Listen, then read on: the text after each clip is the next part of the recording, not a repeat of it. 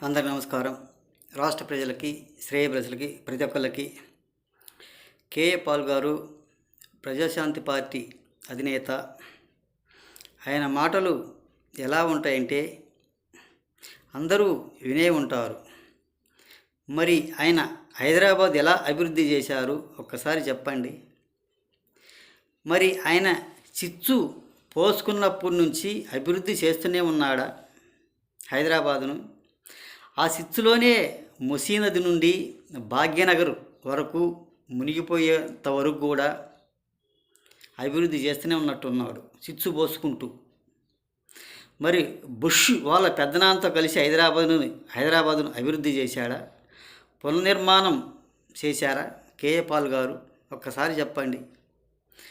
మరి ఆయన అభివృద్ధి చేస్తే ఎలా అభివృద్ధి చేశారు? అప్పుడు మన రాష్ట్ర ముఖ్యమంత్రి పర్యులు నారా చంద్రబాబు నాయుడు గారు ఎక్కడున్నట్టు, ఏం చేసినట్టు ఆయన అభివృద్ధి చేసేటప్పుడు? అంటే అప్పుడు కేఏ పాల్ గారు వయసు ఎంత? మన రాష్ట్ర ముఖ్యమంత్రి పర్యులు నారా చంద్రబాబు నాయుడు గారు వయసు ఎంత అప్పటికి? ఇప్పుడు బాబు గారి వయసు ఇప్పుడు 75 సంవత్సరాలు అయినప్పుడు కేఏ పాల్ గారికి 90 సంవత్సరాలు. మరి అలాంటి మాటలు మాట్లాడుతూ ఉంటారు కేఏ పాల్ గారు. ఒక సైకోక మూర్ఖత్వంగా ఎలా మాట్లాడతారో, ఏ విధంగా మాట్లాడతారో. అప్పుడు ఏమైపోయినట్టు వీళ్ళందరూ? మరి అప్పుడు ఏ రాష్ట్రానికి ముఖ్యమంత్రి ఆయన కేఏ పాల్ గారు? 1978లో చంద్రబాబు నాయుడు గారు ఎమ్మెల్యే కూడా కాలేదంట.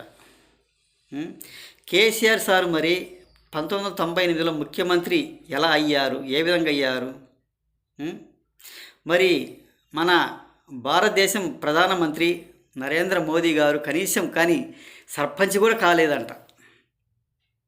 ఒక్కసారి ఆలోచించి చెప్పండి ఆయన మాటలు, ఆయన సైకో మాటలు. మరి ఏ రాష్ట్రానికి ముఖ్యమంత్రి అయ్యాడప్పుడు? ఆయన వయసుకు తగ్గ మాటలు, ఎలా మాట్లాడాలి, ఏ విధంగా మాట్లాడాలి అనేది కూడా తెలియదు. ఎలా అభివృద్ధి చేశారు, ఏ విధంగా అభివృద్ధి చేశారు, ఎలా హోదాలు చేశారో ఒక్కసారి ఆలోచించి మాట్లాడండి. ఒక పనికి మాలిన మాటలు, ఒక పేటీఎం మాటలు మాట్లాడితే ఎలా ఒప్పుదల అవుతుంది? ఇటువంటి పనికి మాలిన మాటలు మాట్లాడినందువల్లనే ఆయనకు మైండ్ కూడా సరిగ్గా పనిచేయదు.